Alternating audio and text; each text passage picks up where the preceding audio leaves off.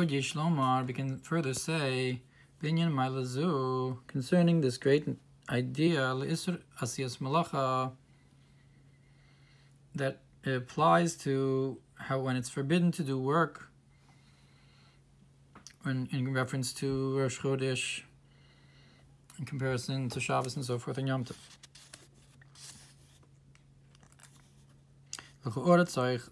That at first glance we need to understand that when you do actions, when you do physical mitzvos to purify the water, klipas noga, to elevate the klipas noga, and purifying the matter of this world, to elevate it, that's the main service that we do. If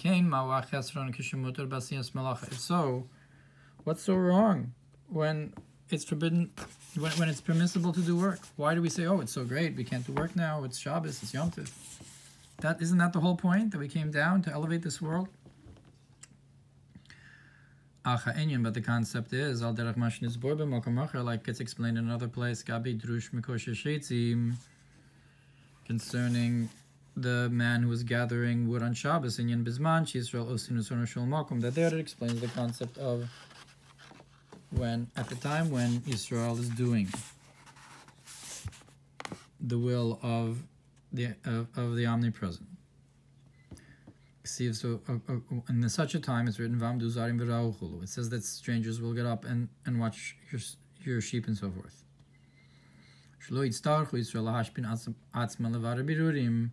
That Israel will not need to go down to elevate and purify, because that will be the job of others. And when we're in this state of doing the will properly, what will Israel be doing?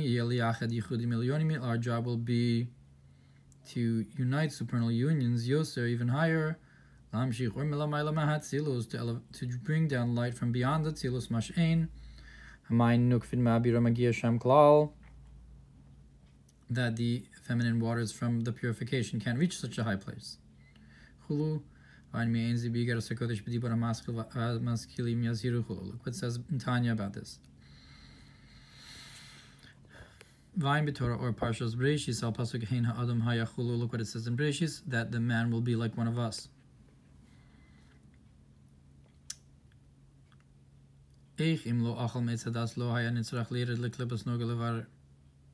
How, if he hadn't eaten from the tree of knowledge, he wouldn't need to go down to the klipas noga to purify. But nonetheless, even if he hadn't done that, there would still be an elevation of the sparks, but in a much greater way, infinitely. Now on Shabbos, when it's forbidden to do work, that is because then the souls of Israel are elevated.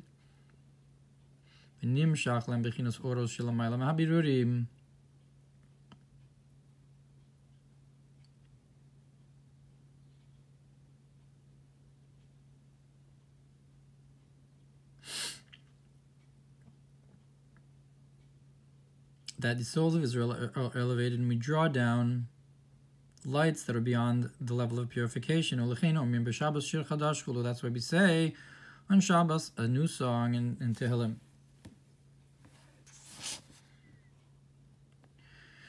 Mizmor Shir Yom Shabbos, Shir Hashem Shir Chadash, and so forth. And from this we can understand further how the Yom HaMa'ase Nikra Davka Keshemikabel es Mevav Ksavos Zeranpin. From this we understand that the day of action is called when it receives from the six sides of Zah. Which is not the case when it receives from Chochmah Bina, like on Shabbos or Yom Tov Shari Shorasha.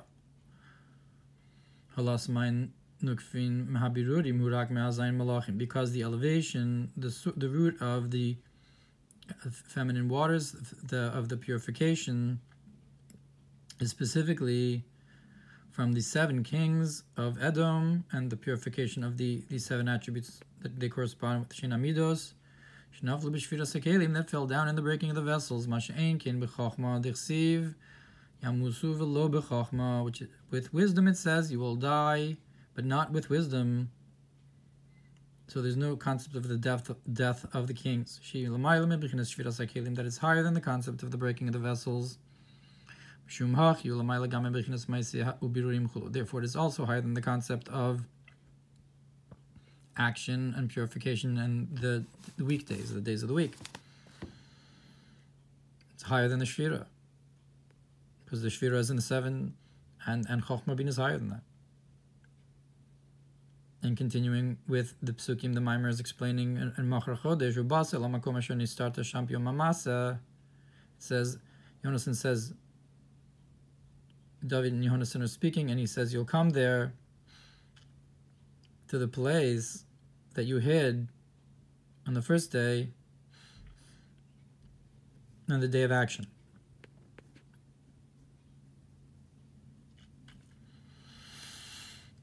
Right, so Yonasan says to David that you're going to hide just like you did before, and I'm going to shoot the arrows to let you know whether or not Shaul HaMelech is still angry with you. So what does it mean, Yom HaMa'aseh, the day of action? Pirush b'Yom Duchol, because it's going to be it's going to be on Rosh Chodesh that he does this. So he says you're going to hide in the same place that you did during the weekday. Dainu Kodem Chatzos Laila. That's before Chatzos. You read this lebiah.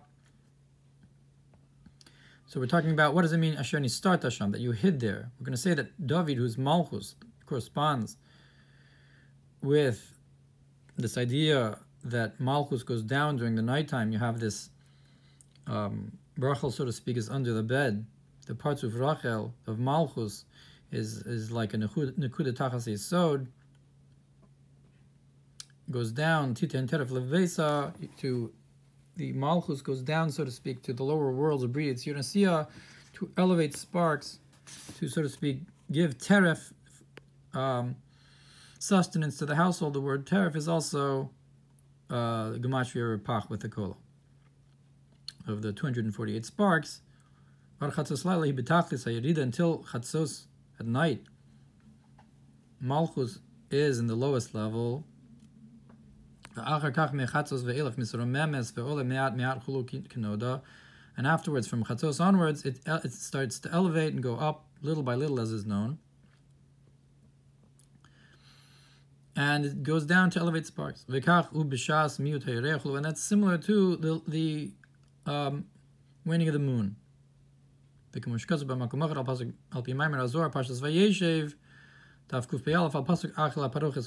says about the Maamar of Zohar. You shouldn't come to the Parochas and so forth. And the other thing that Yonasan says is that you're going to sit by the stone of Azel. Malchus das Siyah. So what is Ha'azel? This refers to the level of Malchus Vasiyah.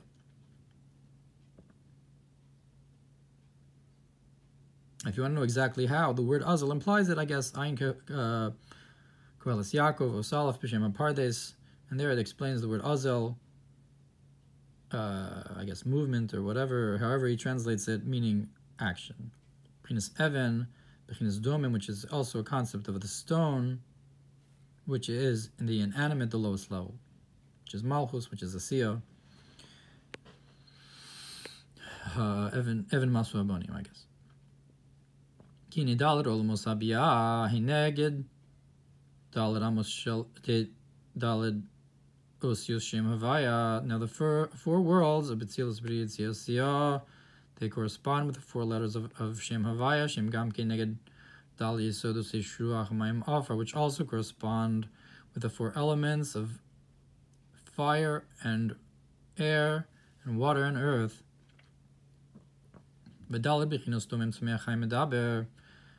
And the 4 concepts of the inanimate plant and animal and speaker.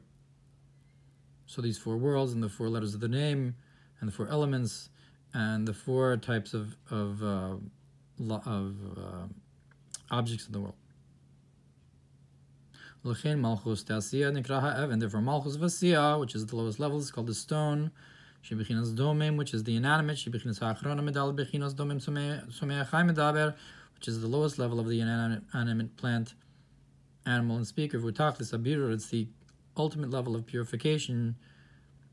Shebezeh taloi bias hamashiach, that upon it depends the coming of Mashiach. Hagam shebiyamei hatonaim hayu yosor gedolim, that specifically in the last generation we're going to do this.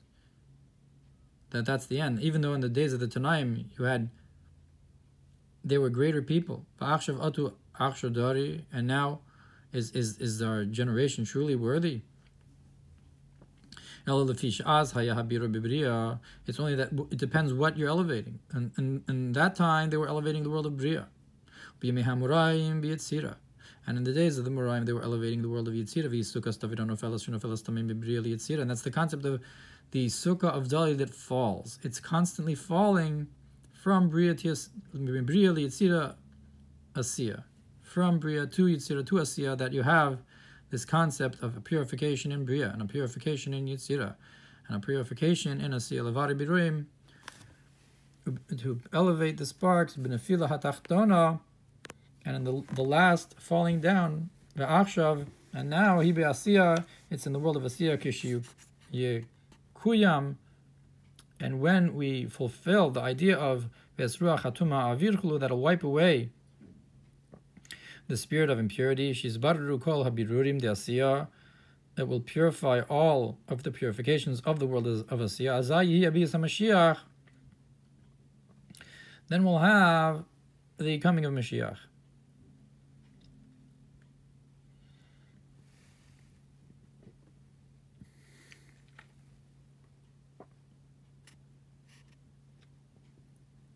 Because in the days of the Tanaim, in the Mishnaic period, even though you had this purification of the world of Bria, and the days of the Gemara of the Amoraim in the world of Yitzira, it wasn't a complete elevation, because the lowest level, the klippos of the world of Asiyah, are still holding it back. But when we complete the elevation of the world of Asiyah, even though the light is much smaller, which are the 10 spheres of Asiyah, and you cannot compare them to the 10 spheres of Bria or Yitzira, nonetheless, it will not hold back the coming of Mashiach and the light that's supposed to come. And that's why this stone is called the stone of Azel, which means to go, V'yigarshehu, to send it away, V'yilech, V'yigarshehu v'yilach, and he sent him away, and he went, Shemegarish achitzonim, that you send away the external forces. Look what it says about in Parshas Bamidbar B'nei Gershon, I guess from the language of Geresh, to send away. That's the concept of sending away the maidservant Hagar by Sarah and Avraham.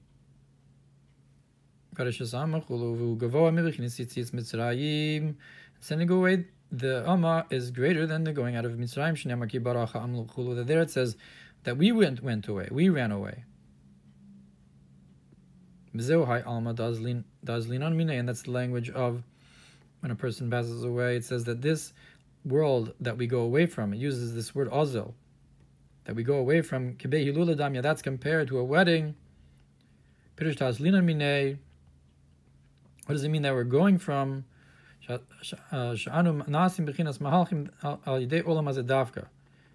we become travelers, movers through this world, specifically not ha'omdim, but mahalchim. That the word, it's this world, high alma dazlinan mine, that this world, we become movers from it. Dazlinan mine, we become mahalchim from it. Because the souls, before they come down to a body, they were in a state of standing, like Eliyahu says, as Hashem is alive, who I stood in front of and through the enclothment in a body and the animalistic soul, that through this you come to and you should love Hashem with all of your might. We become the concept of travelers, movers in comparison to standards. That's the concept of without boundary. To move, to be in one place, that's a boundary. To move means you're without boundaries. Which is not the case with the concept of standing. It's that you're confined to a vessel. Like what it says, you should greaten. So I guess the koach adna is the or and the kli. Look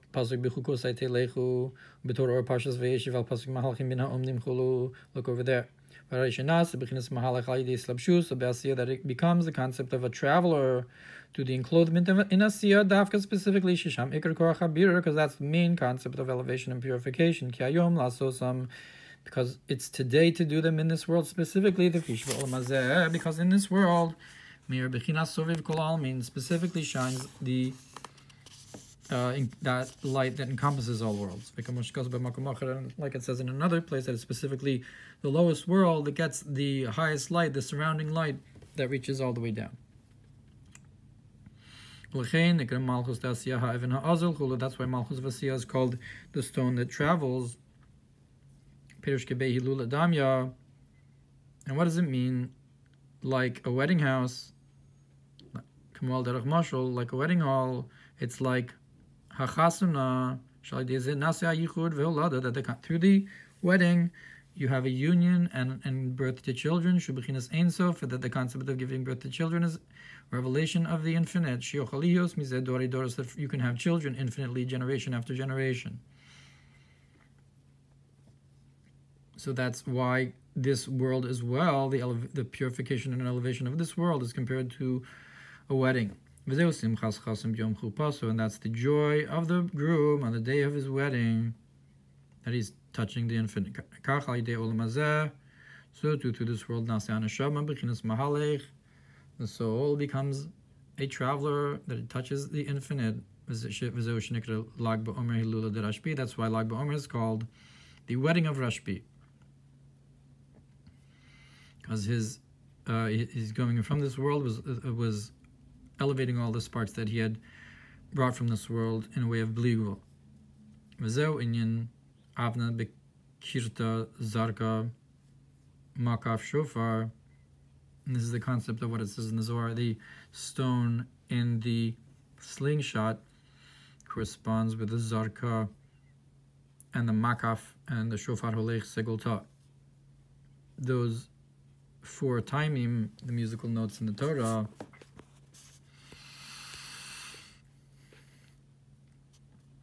I guess the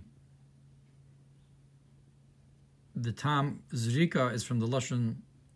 The tam zarka is from the lashon zrika, of throwing.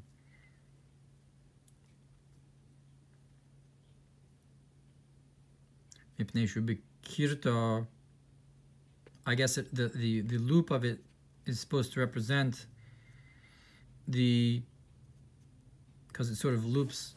If you look at the zarka, it sort of looks like the slingshot, and I guess the segol, the 3 stones on top, might be stones that are used in the slingshot, because they always go together, I don't know. Mezorik mimata mata, and you throw it from below. Nas the segol lamaila, becomes the segol above, so the zarka throws and becomes the segol above. Pinas keser, that's the concept of the crown. Kihem milifnei meloch melechulu, because they're from before the king ruled for Bnei Israel. It's the concept of the elevation of the sparks of elevating the kings of Edom. It's interesting that this has to do with Maamar, has to do with David, who's known for his slingshot. even though his slingshot was against the Plishti, not against someone from Edom. Didn't really fight anyone from Edom. Shaul was the one who fought Amalek.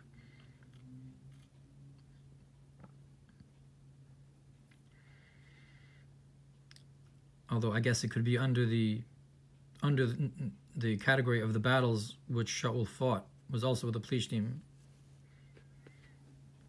And continuing with the psukim of the Haftarah, says, Yonason says, I will shoot 3 arrows. In the concept of the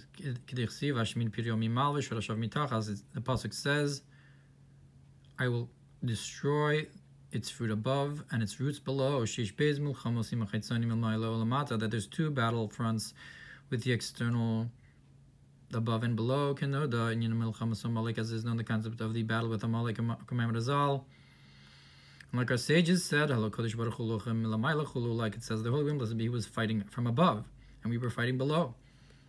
Hashem was sending down, either stopping the sun or sending down Avnei Al-Gabish, meteorites to fight the enemy, or whatever it was.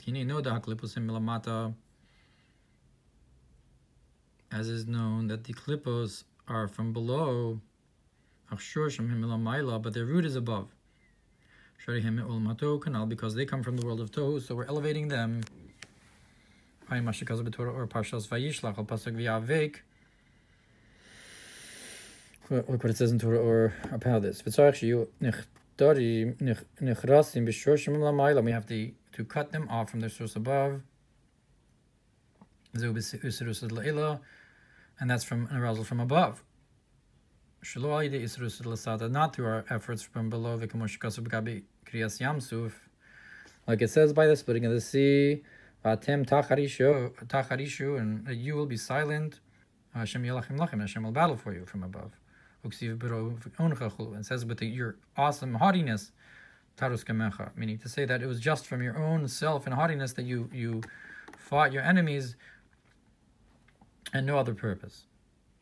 Meaning that it came from above. And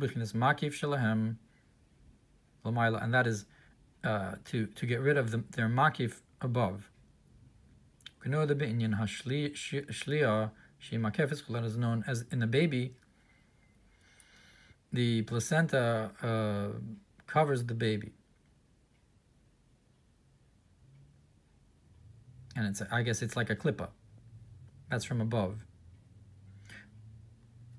As is known, the concept of that's like a. So we talked about the zarka, which is like the kirta, the slingshot.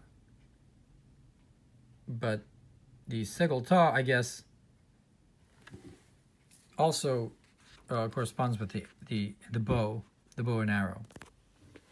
You know the shikesh. So these 3 arrows, I guess, correspond with the 3 points of the segel ta.